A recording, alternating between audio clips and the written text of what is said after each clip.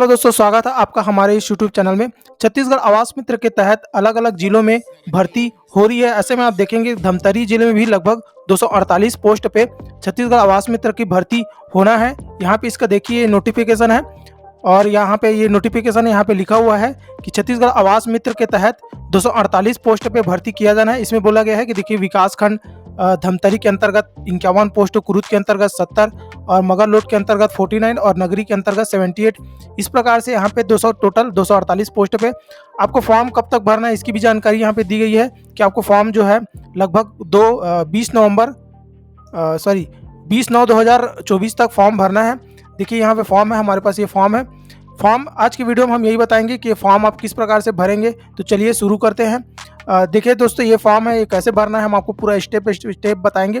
Video में last तक बने रहिएगा। क्या है, वीडियो के हम आखिर में आपको 2-3 ऐसे मिस्टेक के बारे में बताएंगे, 2-3 ऐसे मिस्टेक के बारे में बताएंगे जो हमेशा नए जो लोग फॉर्म भरने वाले होते हैं वो करते हैं, और वो मिस्टेक आपको बिल्कुल नहीं करना है। वो क्या क्या मिस्टेक है जो आपको नहीं करना है वीडियो के आखिरी में बताएंगे, इसलिए वीडियो के लास्ट तक बने रहिएगा। आपको कहीं पे भी स्किप नहीं करना है, तभी आपको समझ में आएगा, वरना आपका फॉर्म रिजेक्ट हो सकता है। तो देखिए यहाँ पे सबसे ऊपर में यहाँ पे लिखेंगे आप जनपद पंचायत का नाम लिखेंगे। आप धमतरी जिले में रहते हैं, आप जिस भी जनपद पंचायत के अंतर्गत आते हैं वो यहाँ नाम लिखेंगे। देखिए क्लस्टर का नाम लिखा है। आप जिस भी क्लस्टर के अंतर्गत आते हैं, आप देखिए आप जिस भी जिले में रहते हैं वो जो है जनपद पंचायत के अंतर्गत आता है, और वो अब जिस भी क्षेत्र में रहते हैं वो एक ब्लॉक के अंतर्गत आता है। अब ब्लॉक जो है अलग अलग क्लस्टर में जो है डिवाइड रहता है। तो आप अपने क्लस्टर का नाम अगर आपको नहीं पता तो आप अपने गांव के सचिव या सरपंच से पूछ सकते हैं कि वो आपका गांव जो है कौन से क्लस्टर के अंतर्गत आता है। ये दोनों आपको सही सही डालना है। उसके बाद देखिए आप ग्राम पंचायत, ग्राम का नाम बोला है, आप अपने गाँव का नाम यहाँ पर डालेंगे।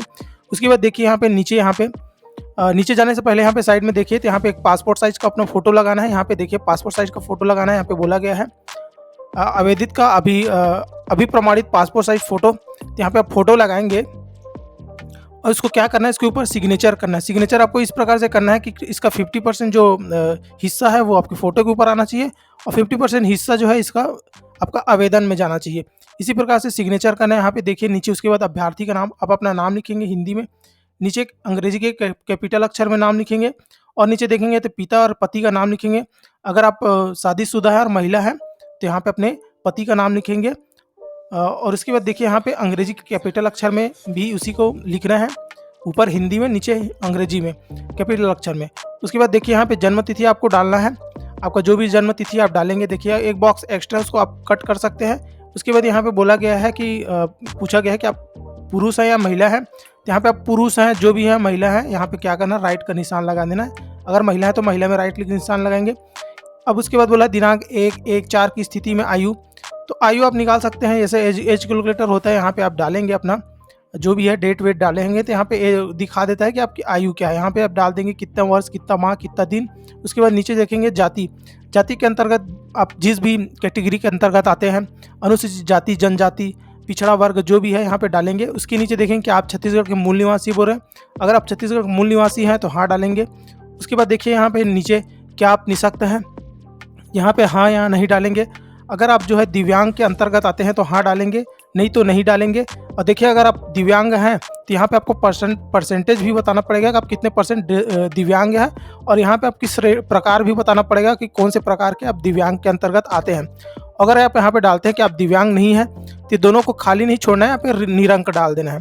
उसके बाद देखिए आप नीचे देखिए कि आप विज्ञापन में दी हुई न्यूनतम शैक्षणिक अर्हता पूर्ण करते हैं, तो यहाँ पे हाँ लिखेंगे। आपको कम से कम 12वीं पास होना चाहिए, तभी आप छत्तीसगढ़ आवास मित्र के लिए फॉर्म भर सकते हैं। अगर आप 12वीं पास है तो यहाँ पे हाँ डालेंगे। और उसके अलावा यहाँ पे देखिए शैक्षणिक योग्यता दिया हुआ है, हाई स्कूल दिया हुआ है, उत्तीर्ण वर्ष दिया हुआ है। यहाँ पे वर्ष डालेंगे, कौन से वर्ष में आपने पास किया है। साइड में देखेंगे सब्जेक्ट डालेंगे कि आप और यहाँ पे सब्जेक्ट डालेंगे 10वीं क्लास में आप सभी सब्जेक्ट, सभी विषय डालेंगे। यहाँ पे आपको बोर्ड का नाम लिखेंगे, आप जिस भी बोर्ड से पास किए हैं। यहाँ पे देखिए प्राप्तांक और पूर्णांक, आपने जितना भी नंबर प्राप्त किया है वो डालेंगे। यहाँ पे प्रतिशत में प्रतिशत आ जाएगा। हायर सेकेंडरी 12वीं क्लास का है, 12वीं क्लास जिस भी वर्ष उत्तीर्ण किए हैं। और उसके अलावा यहाँ पे डालेंगे कि आप जिस भी सब्जेक्ट से पास किए हैं, गणित, आर्ट्स, जो भी है वहाँ पे संकाय डालेंगे। अब उसके बाद यहाँ पे देखिए बोर्ड भी है, लिखा है छत्तीसगढ़ बोर्ड, जिस भी बोर्ड से पास किए हैं। यहाँ पे भी फिर अगेन वही है, प्राप्तांक और पूर्णांक, और यहाँ पे प्रतिशत लिखना है। ये दोनों आपको कहीं पे भी गलती नहीं करना है, इसको जरूर लिखना है। उसके बाद देखिए अगर आपने एमए किया हुआ है ग्रामीण विकास के अंतर्गत, बी सिविल किया हुआ है, डिप्लोमा किया हुआ है, सिविल किया हुआ है या फिर अन्य किसी प्रकार का, तो ये सारे तीनों को डालेंगे। अगर आप सिर्फ 12वीं पास हैं तो ये तीनों को आप ब्लैंक छोड़ देंगे। उसके बाद देखिए क्या आप भूतपूर्व सैनिक है, नहीं या हाँ, जो भी है डालेंगे। अगर हाँ है तो आपको प्रमाण पत्र संलग्न करना पड़ेगा, यहाँ पे नहीं। और पत्राचार का पता, आप अपना पूरा आपके जो भी आधार कार्ड में एड्रेस दिया है वो एड्रेस पूरा डालेंगे। देखिए यहाँ पे आप गांव का नाम, जिला का नाम, तहसील का नाम, पोस्ट ऑफिस। उसके अलावा पोस्ट ऑफिस में यहाँ पे पिन नंबर डालना आपको ज़रूरी है। पोस्ट ऑफिस नाम लिखेंगे और पिन नंबर डालेंगे। यहाँ पे आपको मोबाइल नंबर बताना है। मोबाइल नंबर के बाद देखिए स्थायी पता हो गया। स्थायी पता के अंतर्गत आपको, अगर ये दोनों पता आपका सेम है तो यहाँ पे तदेव लिख देना है, या फिर ये जो ऊपर लिखा हुआ है ये सेम यहीं पे भी आप लिख सकते हैं, दोनों एक ही मतलब होता है। इसके बाद देखिए 12वें नंबर पे आता है, यदि आप पूर्व में कार्यरत आवास मित्र, बेयरफुट टेक्नीशियन, महिला स्व सहायता समूह के सदस्य, बैंक रसखी में सेवारत हैं तो यहाँ पे देखिए आपको अनुभव पूछा गया है। अगर आप यहाँ पे काम कर रहे हैं या काम कर चुके हैं तो आप अपना अनुभव यहाँ पे बता सकते हैं। कार्यरत, जिस भी पद में आप कार्यरत हैं या थे, कार्यालय का नाम, यहाँ पे कौन से साल में आप थे, कितने दिन के लिए थे, ये आपको बताना है। और अगर आपके पास अनुभव नहीं है तो इसको ब्लैंक नहीं छोड़ना है, इसको ऐसा डेश करना है, नील लिखना है और ऐसा डेश करके इसको छोड़ देना है। और अगर आपके पास अनुभव है तो ये सारी जानकारी देना है। उसके लिए देखिए विवाहित स्थिति, तो आप जब बताएंगे आप विवाहित हैं, अविवाहित हैं, जो भी ये बताएंगे। अगर आप विवाहित हैं तो यहाँ पे विवाह की तिथि और बच्चों की संख्या ये सब बताएंगे, और बच्चों की संख्या की जन्म तिथि यहाँ पे बताएंगे। और नीचे चले जाते हैं, देखिए अभ्यर्थी का घोषणा पत्र है, इसको पूरा पढ़ लेना है आपको, इसमें जो भी लिखा गया है। यहाँ पे और नीचे जाएंगे, देखिए यहाँ पे स्थान लिखा हुआ है। अब जिस भी गाँव शहर से फॉर्म भर रहे हैं उसका नाम डालेंगे। उसके लिए यहाँ पे डेट डालेंगे, जिस भी डेट को आप फॉर्म भर रहे हैं। आज 9/11/2024 है, तो जिस भी डेट को आप फॉर्म भर रहे हैं वो डेट डालेंगे यहाँ पे। उसके बाद देखिए यहाँ पे नाम लिखना है, आपका नाम लिखना है। उसके बाद यहाँ पे अभ्यर्थी का हस्ताक्षर, देखिए यहाँ पे हस्ताक्षर करना है। उसके बाद नीचे देखिए क्या बोल रहा है, नोट, आवेदन प्राप्ति की अंतिम तिथि के बाद अर्जित योग्यता मान नहीं होगी, उपरोक्त कंटकास में संबंधित प्रमाण पत्र के संलग्न किए जाने वाले प्रमाण पत्र को निम्नलिखित क्रम में रखा जाए। देखिए अगर आप फॉर्म भरते हैं, उनको यहाँ पे दिया हुआ है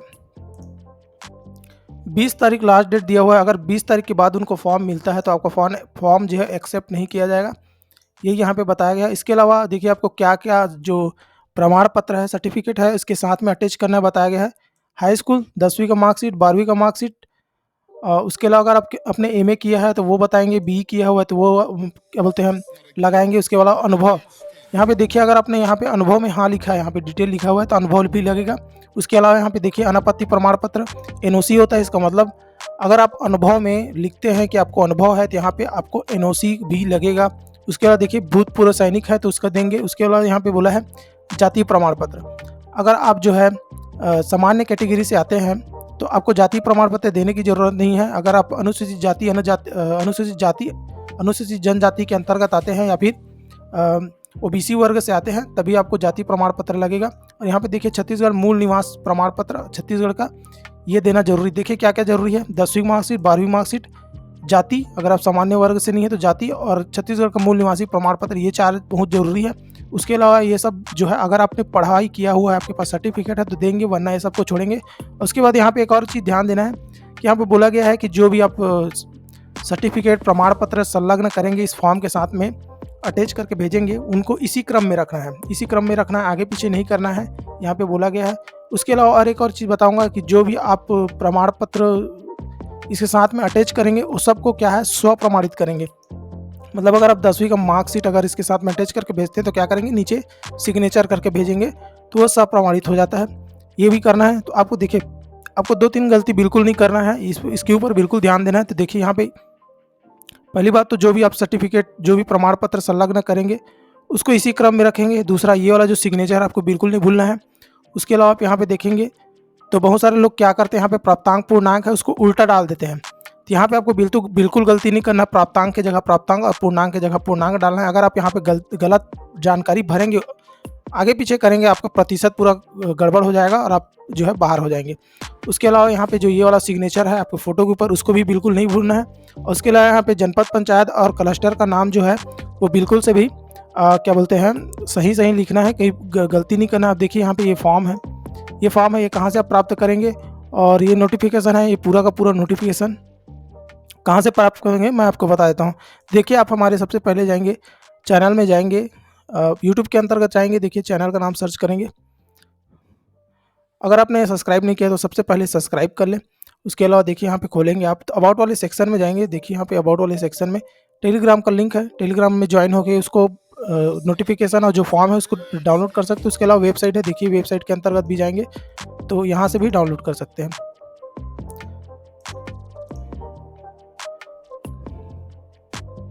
देखिए वेबसाइट है सीजी आवास मित्र फॉर्म पीडीएफ आवास मित्र फॉर्म, यहाँ से डाउनलोड करें। यहाँ पे लिखा है, ओपन करेंगे इसको। देखिए आप जिस भी जिले मतलब अभी तो बताया जा रहा है कि क्या बोलते हैं, धमतरी जिले के लिए बताया गया, आप धमतरी जिले के लिए। उसके अलावा अगर आप दुर्ग, राजनांदगांव, मुंगेली, बाकी सब जिलों से भी हैं तब भी आप अपने यहाँ से सारे के सारे देखिए पीडीएफ डाउनलोड कर सकते हैं। अगर आप धमतरी जिले से तो यहाँ से धमतरी का डाउनलोड कर लेंगे। उसके अलावा आप जो है टेलीग्राम लिंक से भी ज्वाइन कर सकते हैं। अब देखिए यहाँ पे फॉर्म भरने के बाद आपको क्या करना है, ये फॉर्म कैसे भरना है, ये फॉर्म कैसे भरना का है, फॉर्म कैसे भरना वो तो आपको पूरा बता दिया।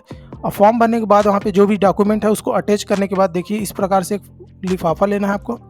ये लिफाफा आपको 2-3 रुपये का मिल जाता है दुकान में, वहाँ से लेना है। और लिफाफे के सबसे ऊपर लिखना है आपको प्रधानमंत्री आवास योजना ग्रामीण अंतर्गत आवास मित्र समर्पित मानव संसाधन हेतु आवेदन पत्र। और 2 में लिखना है, ये वाला एड्रेस डालना है। इसी वाला एड्रेस पे आपको भेजना रहेगा। मुख्य कार्यपालन अधिकारी जिला पंचायत धमतरी छत्तीसगढ़, पिन कोड ये, तो 2 में ये वाला आएगा। और फॉर्म में आप अपना एड्रेस डालेंगे, ठीक है। फॉर्म में आप इसी को कॉपी नहीं करना है, आप जो भी एड्रेस है वो एड्रेस डालेंगे। उसके अलावा देखिए यहाँ पे कहाँ इसको भेजना है, किस प्रकार से भेजना है, इसकी भी जानकारी आपको दी गई है। देखिए आप यहाँ पे चले जाते हैं, सबसे ऊपर चले जाते हैं, बोला गया है कि आपको 20/9/2024 के पहले ये आवेदन उनको मिल जाना चाहिए। और उसको भेजना कैसा है यहाँ पे जानकारी दी गई है। देखिए यहाँ पे 1 मिनट, हाँ यहाँ पे देखिए स्पीड पोस्ट या फिर पंजीकृत डाक के माध्यम से ही आप भेज सकते हैं। मतलब आप बाई हैंड या फिर किसी भी प्रकार से इसको जो है उनको नहीं भेज सकते। आप जो है इंडियन पोस्ट में स्पीड पोस्ट के माध्यम से भेज सकते हैं। फिर कई सारे जो डीटीडीसी या फिर जो बाकी पंजीकृत डाक है उसके द्वारा आप भेज सकते हैं। और वीडियो अगर आपको सही लगा है, वीडियो आपको पसंद आया है तो लाइक करें। धन्यवाद।